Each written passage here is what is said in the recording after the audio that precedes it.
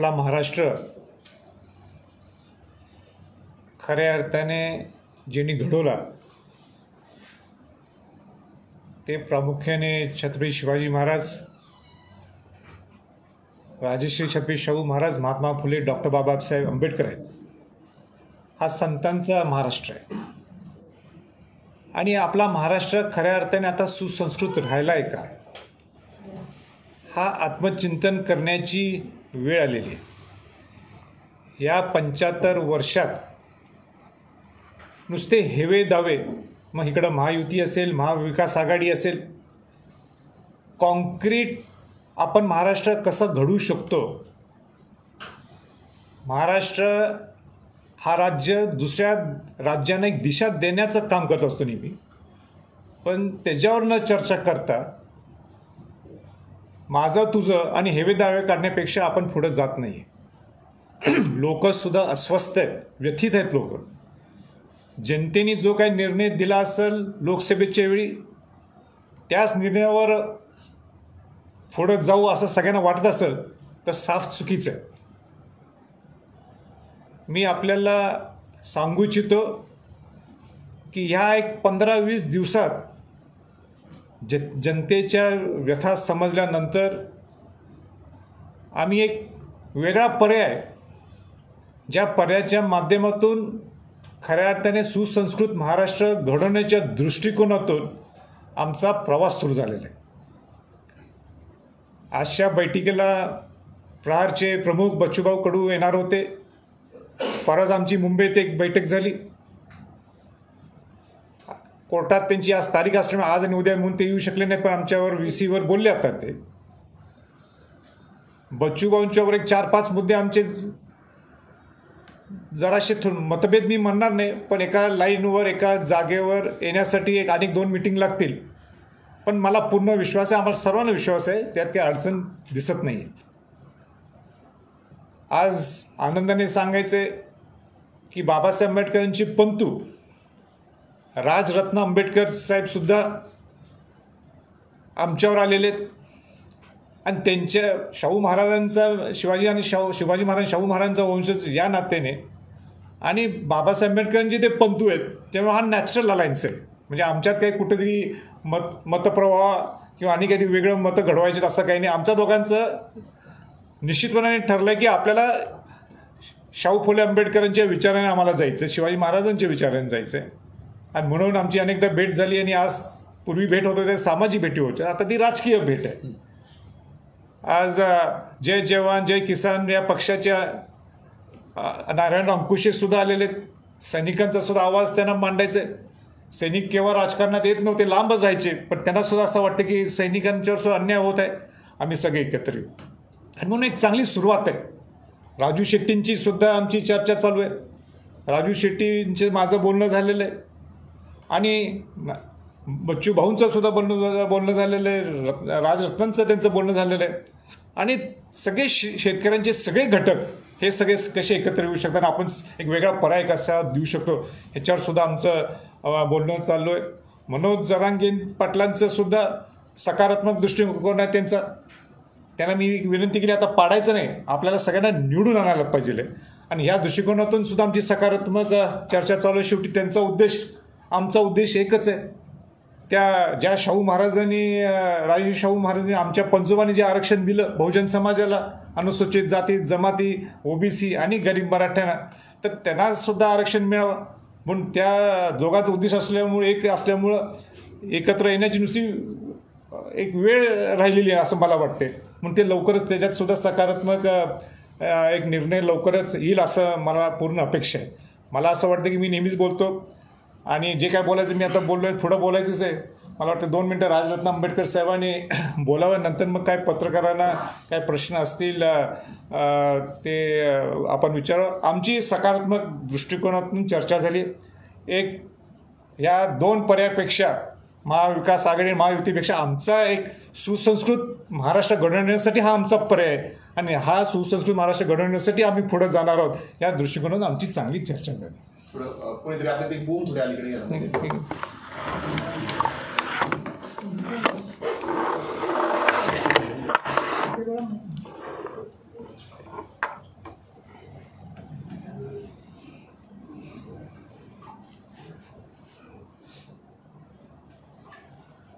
खरं तर राजे बोलल्यानंतर आम्ही बोलणं उचित नाही आहे, तरी राजेंनी मला 2 मिनटाची संधी दिलेली आहे.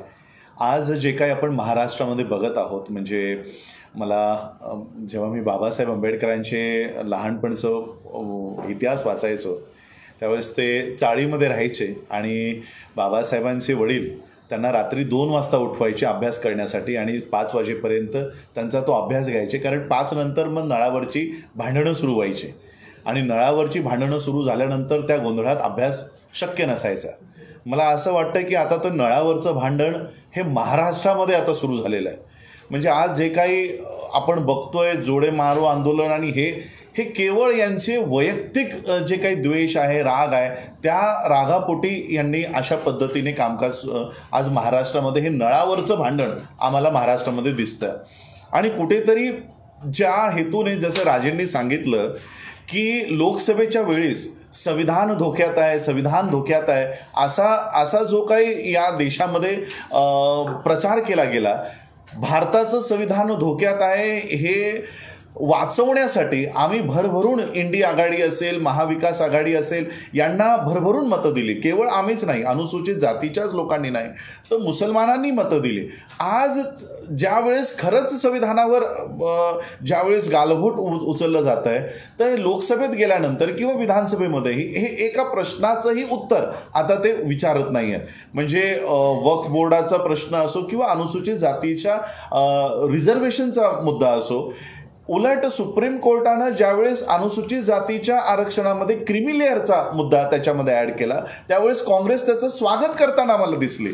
मग नक्की हे कोणत्या संविधानाचं बचाव करण्यासाठी हे बाता करत होते. आणि म्हणून आज कुठेतरी अनुसूचित जातीची लोकं असतील किंवा मुस्लिम्स असतील, आम्ही कुठेतरी फसवणूक झाल्याचंही भावना आमच्यामध्ये आहे. आणि म्हणून महायुती हटवायची असेल तर महाविकास आघाडी आणा, महाविकास आघाडी हटवायची असेल तर महायुती आणा. हे जे यांचं सीसॉचा जो गेम या पूर्ण महाराष्ट्रामध्ये सुरू आहे हा कुठेतरी थांबला पाहिजे. आणि म्हणून महाराष्ट्राच्या जनतेला एक पर्याय म्हणून आम्ही ही सगळी समीकरणं आम्ही महाराष्ट्राच्या जनतेपुढे येत आहोत की हे एकाच नाण्याचे हे 2 बाजू आहेत, हे काही वेगवेगळे नाहीत. यांना कसलेही महाराष्ट्राचे, आता महाराष्ट्र पब्लिक सेफ्टी बिल, आता तो बिल ॲक्टमध्ये तयार झालेला आहे. एवढा मोठा ॲक्ट महाराष्ट्रात तयार होत असताना महाविकास आघाडीच्या एकाही नेत्यानं या ॲक्टचा विरोध केला नाही. मग हा विरोधी पक्ष म्हणून आपण याला कसं मान्यता द्यावी, जिथे ते महाराष्ट्राच्या अनुसूचित जातीचा प्रश्न विचारत नाहीत,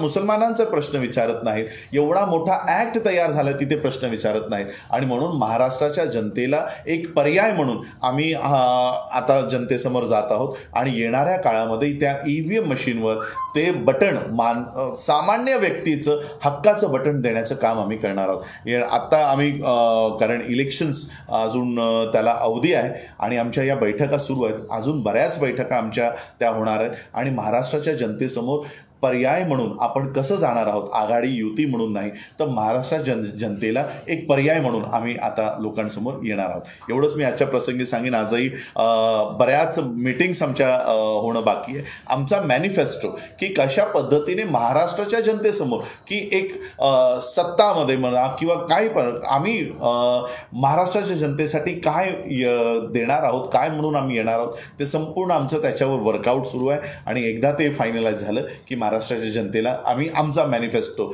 महाराष्ट्राचा पर्याय म्हणून आम्ही तो लोकांसमोर देणार आहोत. एवढं सांगतो थांबतो.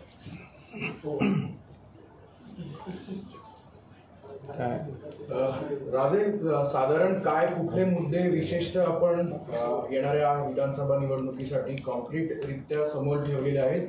आणखी जसं तुम्ही म्हणालात की हेवे दावे खूप केले जात आहेत, आपण असे कुठले मुद्दे ठरवून उतरतोय? नाही, आज कुठल्याही मुद्द्यांच्यावर काही चर्चा झालेली नाही आहे. पण इतकं निश्चित आहे की सामान्य माणूस, आपली जनता हे व्यथित झालेली आहे, कंटाळलेली आहे. तेच प्रश्न, तेच हेवे दावे. हिने कधी विरोध केला की त्यांनी विरोध करायचा. आपण महाराष्ट्रात खऱ्या अर्थाने हा महाराष्ट्र आहे, हे कसं करू शकतो, कसं त्याच्यावर आपण बोलू शकतो ह्याच्यावर काही चर्चा नाही.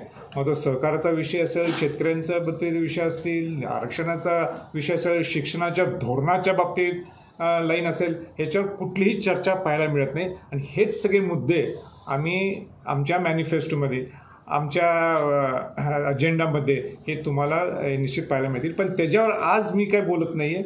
पण हे लवकरच एकदा आमचे हे सगळे समीकरण जमले, एकदा आमची सगळे कशा पद्धतीने पर्याय आपण देऊ शकतो हे सगळं ठरलं की ह्या सगळ्या गोष्टी आम्ही वेळोवेळी आमच्या भाषणातून, आमच्या मॅनिफेस्टोमधनं तुम्हाला ते पाहायला मिळतील. तिसऱ्या आघाडीसाठी अजून कोणाची आपण वाट बघत आहात? काय म्हटलं?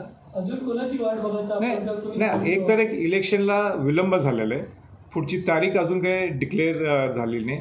पण जे छोटे लोक असतील, पण छोटे लोकच इतिहास घडू शकतात, अशा लोकांना जेवढे चांगले लोक आपल्याकडे आपल्याशी जोडले जातील आणि आपण एक चांगला पर्याय देऊ शकतो, या दृष्टिकोनातून आमचा प्रयत्न आहे. आज खरं बच्चूभाऊ येणार होते, पण त्यांची तारीख असल्यामुळं कोर्टात ते येऊ शकले नाही. पण माझ्याशी VCवर बोलले. परवा आमची मुंबईत सुद्धा त्यांची चर्चा झाली. राजू शेट्टी आणि त्यांच्या सर्व शेतकरी सगळे घटकातल्या लोकांशी आमचं सगळ्यांचं बोलणं चालू आहे. मनोज जरांगे पाटलांशी आमचं बोलणं चालू आहे. आणि OBC नेत्यांशी माझं व्यक्तिगत मी बोलायला लागलेलो आहे. म्हणजे सर्वसमावेशक सगळ्या लोकांना आपल्याला कसं घेता येईल या दृष्टिकोनातून आमचा प्रयत्न चालू आहे. पण जरांगे पाटील अजूनही ठामेक आमची बैठक झालेली नाहीये, लढायचं की पाडायचं हे ठरलेलं नाही. मनोज जरांगे यांनी एक वेगळं व्यक्तिमत्व त्यांचं घडलेलं आहे. आत्ता माझी त्यांची अनेकदा भेट झाली, माझं त्यांचं चांगलं जमते सुद्धा, हेही नाकारता येत नाही. पण मनोज जरांगे पाटलांना सुद्धा मी विनंती हीच केलेली आहे की तुम्ही पाडायचं हे बोलू नका. आता आपण कसं निवडून आणता येईल आणि एक चांगला पर्याय कसा उभा करू शकतो ह्याच्यावर आपण सगळ्यांनी एकत्र यायला पाहिजे. आणि मला विश्वास आहे ते सुद्धा त्या लाईनवर लवकरच येतील. सध्या ते सगळ्यांचा अंदाज घ्यायला लागलेले आहेत की नेमकं आपण कसं पुढं जायचं. तुम्ही जरांगेंशी संवाद साधताय, त्यांची मागणी मान्य आहे का तुम्हाला? OBCतून मराठा आरक्षण द्यावं या संदर्भात त्यांचे मतभेद आहे? नाही, त्यांच्या बहुतांश मागण्या आणि माझ्या सगळ्या मागण्या सारख्या आहेत. मला एक सांगा, बहुजन समाजात माझ्या पंजोबांनी, राजर्षी छत्रपती शाहू महाराजांनी बहुजन समाजाला आरक्षण दिलं होतं. त्यामध्ये अनुसूचित जाती, जमाती, OBC आणि गरीब मराठ्यांचा समाविष्ट आहे. मला एक सांगा, तुम्ही सामाजिक मागास आणि शैक्षणिक मागास ह्याचा अर्थच काय, आणि मी जाऊन त्यांना भेटतो याचा अर्थ काय? म्हणून ह्या सगळ्या ह्याच्या आणि त्याची स्पष्टता टप्प्याटप्प्यानेच येईल. पण गरीब मराठा समाजांना जे सरकारने आता आरक्षण दिलं आहे हे टिकणार आहेत का ह्याच्यावर हे कुणी बोलत नाही. हे जे तुम्ही SCBCचं आरक्षण दिलेलं आहे, दोनदा हे उडलेलं आहे, हे तिसऱ्यांदा टिकल का ह्याच्यावर सगळ्यांनी बोलायला पाहिजे. मी तर वाटच बघायला लागलो हे केव्हा बोलतात. म्हणजे महाविकास आघाडीतले लोकसुद्धा आणि महायुतीतले लोकसुद्धा ह्या प्रमुख नेत्यांनी एक मिटिंग बोलवावी, मला स्वतः तिथं बोलवावं. मग माझी भूमिका आणि स्पष्ट सांगतो की नेमकी मनोज जरांगेची भूमिका काय, आमची भूमिका काय, आणि हे आरक्षण टिकणार का हे डायरेक्ट खुद्द पवारसाहेबांच्या पासून ते उद्धव ठाकरेंच्या पासून ते देवेंद्र फडणवीस, एकनाथ शिंदे साहेबांच्या पासून आणि काँग्रेसचे जे प्रमुख लोक असतील त्यांनी सगळ्यांनी स्पष्ट द्यायला पाहिजे. आज ही स्पष्टता कोणीही देत नाही, हे माझा स्पष्ट आरोप आहे. त्यांची प्रमुख मागणी बिहारचं आरक्षण उडलं ते. त्यांची प्रमुख मागणी आहे, आमच्या मागणीला ज्यांनी पाठिंबा देईल त्यांना आम्ही पाठिंबा देऊ. कोणाचं? जरांगेंचं. आणि ते OBCतच माझं मनोज जरांगेंचं जे जमते किंवा आमचं आणि त्यांचं उद्दिष्ट एक आहे हे तुम्हाला उत्तर भरपूर आहे. आणि म्हणून मी वाट काय बघायला लागलोय ह्या सगळ्यांनी क्लिअर करून दे, नंतर मी बोलणारच आहे. पण एक साधा प्रश्न आहे माझा सगळ्यात तुम्हाला. ज्यावेळेस सरकारच ठरवतं की सामाजिक मागास आणि शैक्षणिक मागास म्हणजे याचा अर्थ काय, म्हणजे हे OBCचाच भाग आहे ना. मग म्हणजे तुम्हाला मान्य आहे का OBCतून आरक्षण मिळालं पाहिजे मराठा? तीच मागणी आहे ना सगळ्यांची. सामाजिक मागास आणि शैक्षणिक मागास म्हणजे काय, हे OBCच आहे ना. हे कुठलं वेगळं आरक्षणच म्हणजे OBC, दुसरं कसं? आता हे SCBCमध्ये घातलं आहे ह्याच्यावरही स्पष्टता बोलायला पाहिजे. मी बोलणारच आहे. माझी एकच भूमिका आहे बघा. राजर्षी छत्रपती शाहू महाराजांनी त्यावेळी 50% आरक्षण दिलं होतं त्या बहुजन समाजाला. ते बहुजन समाजाला जे आरक्षण दिलं तेच आरक्षण तुम्ही सगळ्यांना न्याय द्यायला पाहिजे. त्या गरीब मराठा समाजाला न्याय मिळाला पाहिजे ना. आत्ताही फार गोंधळ चालू आहे, अजूनही क्लिअर लाईन झालेली नाही आहे. ते टप्प्याटप्प्याने क्लिअर होईलच. म्हणजे कोणाची या राजकीय या सगळ्या जे SCBC जे आरक्षण दिले अजूनही क्लिअर नाही. अनेक ठिकाणी मुलं उपोषणाला बसतात. त्या सगळ्या गोष्टी व्हायला पाहिजेत. मी वाट बघायला लागली, थोडे दिवस थांबा. मी बोलणार आहे याला महाराज ओबीसी नेते विरोध करताना दिसतात. राज्यात त्याला मार्ग आहे, त्याला पर्याय आहेत, सगळ्या गोष्टी आहेत. हे अजूनही कोण बोलत नाही आहेत.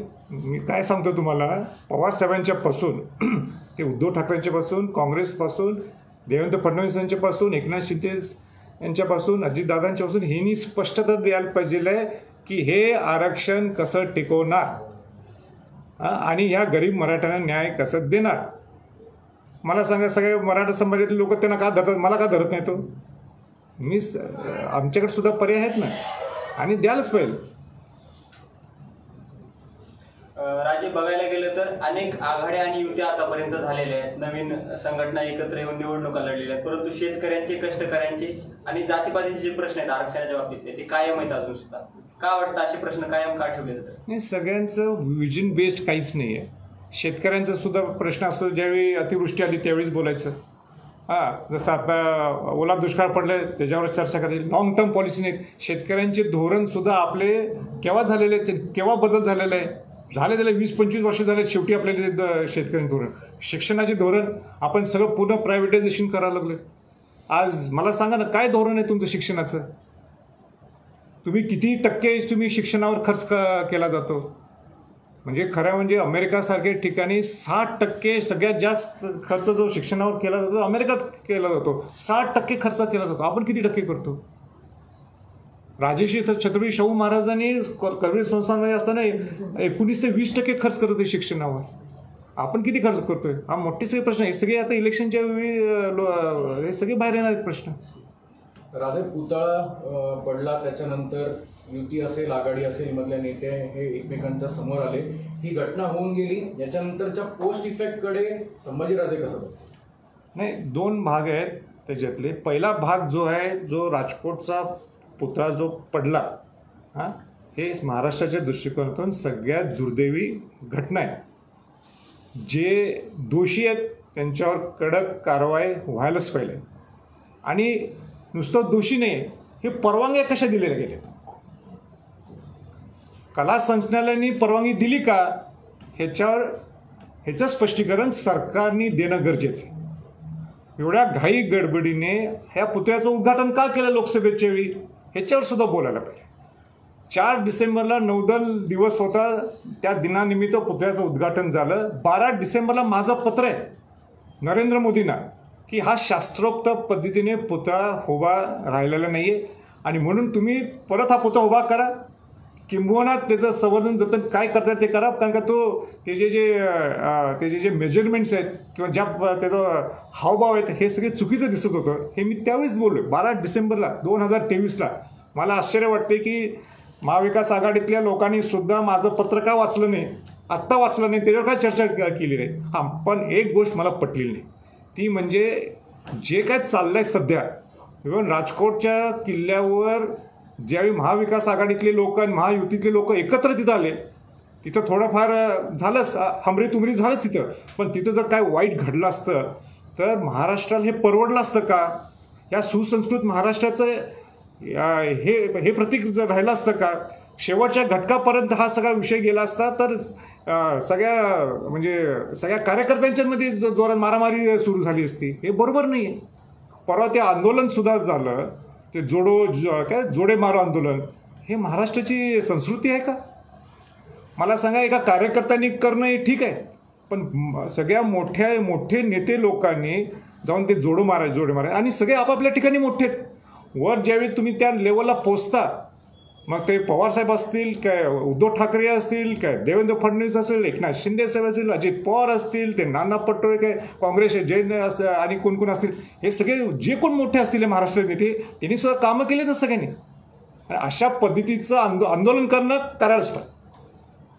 आपल्याला आपलं मत व्यक्त करायचं नाही, जे झालं राजकोटला करायलाच पाहिजे. हे सुद्धा आम्हाला चालत नाही. पण जोडो आंदोलन करणं ही महाराष्ट्राची संस्कृती नाही, हे मी त्या मताचं आहे. बाकी त्यांना काय वाटायचं तो त्यांचा प्रश्न. आंबेडकर साहेबांना काय प्रश्न असतो? राजे, या अगोदर सुद्धा रिडालोस असेल, वंचित असेल, असे अनेक प्रयोग झाले तिसऱ्या आघाडीचे, पण ते यशस्वी झाले नाहीत. अशी काही राजकीय परिस्थिती आता निर्माण झाली आहे की तुमची आघाडी यशस्वी होणार आहे? नाही ना, आम्ही तर एकदम सकारात्मक आहोत ना. मागं काय झालं त्याच्यावर आम्हाला काही भाष्य करायचं नाही. आम्हाला माहीत आहे की आम्ही चांगल्या मनाने लोकांची इच्छा आहे की एक चांगला पर्याय हे तो उभा राहू शकतो आणि म्हणून होतकरू लोक ज्यांची पार्टी एकदम क्लिअर आहे, हां, ज्यांच्यावर कुठेही आरोप नाही आहेत, असे सगळे लोक एकत्र आम्ही या लागलो प्रयत्न करू. आणि का करू नये? शिवाजी महाराजांनी सुद्धा ज्यावेळी तोरणा किल्ला पहिला किल्ला ज्यावेळी जिंकला ते किती मोजकेच मावळे होते ना. म्हणजे आमच्याकडं तेवढी ताकद नाही म्हणून आम्ही यायचं नाही का? आमच्याकडं तेवढं सैन्यबळ नाही आहे पूर्वी म्हणून आम्ही यायचं नाही का? आम्ही प्रयत्न करायचा, आम्ही धाडस करायची नाही का? आणि म्हणून एक सुसंस्कृत महाराष्ट्र घडवण्यासाठी, शिवाजी महाराजांचा, शाहू फुले आंबेडकरांचा महाराष्ट्र घडवण्यासाठी हा आमचा प्रामाणिक प्रयत्न आहे आणि तो प्रामाणिक प्रयत्न 100% यशस्वी होणार हा आमचा विश्वास आहे.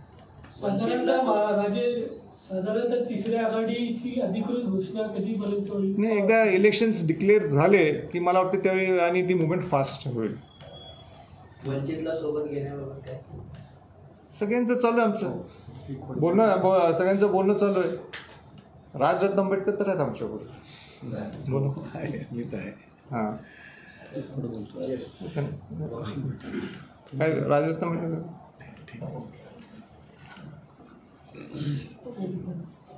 या युतीचं नाव काय असतं? बोला. नाही, आघाडी आणि युती नाही, आम्ही महाराष्ट्राला पर्याय देतो आहे. लोकांना त्यांचं हक्काचं बटन आम्ही त्यांना त्या EVM मशीनवर देतो आणि म्हणून युती आघाडी असं काय आम्ही अजून ठरवलेलं नाही. पण ज्यावेळेस सगळे इलेक्शन्सला जेव्हा सुरुवात होईल त्यावेळेस नक्कीच ते नाव असेल. काही लोकसभा निवडणुकीला संविधान बदलण्याचा एक प्रयोग जो आहे तो भाजप करते असा एक अजेंडा किंवा विरोधकांकडनं एक सेट झालं होतं नॅरेटिव्ह. या सगळ्याकडे तुम्ही कसं बघता? पुन्हा एकदा विधानसभा येत आहेत जवळ, लोकसभा टार्गेट ठरवून विधानसभेला पण हेच नॅरेटिव्ह विरोधकांकडनं जर सेट झालं तर संविधान बदला, या गोष्टीवर तुम्ही कसं बघता? नाही, मुळात यांचं संविधान प्रेम किती बेगडी आहे ते या लोकसभेच्या इलेक्शन्स नंतर ते सिद्ध झालेलं आहे. म्हणजे लोकसभेत जाण्यापुरतं तुम्हाला संविधान धोक्यात आहे एवढंच तुम्हाला नेरेटिव्ह सेट करायचं होतं. संसदेत गेल्यानंतर तुम्ही त्या संविधानाचं साधा पण उच्चार करून काढलेला नाही आणि म्हणून लोकांच्या अनुसूचित जातीचा जो भ्रमनिराश झालेला आहे की यांना संविधानाशी काही घेणं देणं नाही आणि तेच आता मुस्लिम लोकांचाही भ्रमनिराश झालेला आहे. आणि म्हणून आत्ता तो महाराष्ट्रामध्ये मला वाटतं लोकांना सोडा, ज्यांनी हा नेरेटिव्ह सेट केला होता त्यांना देखील संविधान खतऱ्यात आहे हे बोलायला त्यांना लाजा वाटतील. अशा पद्धतीने यांचं काम झालेलं आहे आणि म्हणून एकही नेता संविधान धोक्यात आहे म्हणून एकही नेता आता मतं मागताना दिसत नाही. जर संविधान धोक्यात आहे मग एवढ्या महिन्यामध्ये तुम्ही संविधानाच्या बचावासाठी काय केलं? तुम्ही क्रिमिनल अनुसूचित जातीचं, तर महाराष्ट्रामध्ये अनुसूचित जातीचं स्कॉलरशिप हे वळवलं जातं आहे तरी देखील एकही MUAचा नेता सभागृहात उठून उभा राहून बोलत नाही की अनुसूचित जातीचं स्कॉलरशिप हे इतर डिपार्टमेंटकडे वळवलं गेलं आहे, त्याच्यासाठी एकही व्यक्ती बोलत नाही. फॉरेन स्कॉलरशिप्स मागच्या कित्येक वर्षापासून बंद आहे, ते संसदेत कोणीही त्याच्यावर आवाज उठवायला तयार नाही आणि म्हणून यांना संविधानाशी काही देणं घेणं नाही आणि म्हणून आम्हा लोकांसमोर येऊन हे सांगावं आता भाग पाडणार आहे की संविधानाचा खतरा दाखवून यांनी केवळ यांची सीटा वाढवण्याचं काम केलंय, त्यांना काही प्रतिनिधित्व या लोकांना द्यायचं नाही. राज्यात मराठा OBC वाद असेल, हिंदू मुस्लिम वाद असेल, हा अजूनही कायम सुरू असताना आपल्याला अनेक घटना अजूनही पाहायला मिळत आहेत. तुम्ही बाबासाहेबांचे पणतू आहात, अनेक वेळा बाबासाहेबांचेच दाखले दिले जातात, त्यांना आम्हाला न्याय हवा हा एक नॅरेटिव्ह सेट केला जातो. महाराष्ट्राचं सामाजिक स्वास्थ्य बिघडत चाललंय असं वाटत? नक्कीच. आणि हे सामाजिक स्वास्थ्य बिघडत नाही म्हणून यांच्या मनामध्ये खल आहे की हे का बिघडत नाही. आधी यांनी हिंदू मुसलमान करायचा प्रयत्न केला परंतु दोन्हीकडून प्रतिक्रिया मिळाली नाही.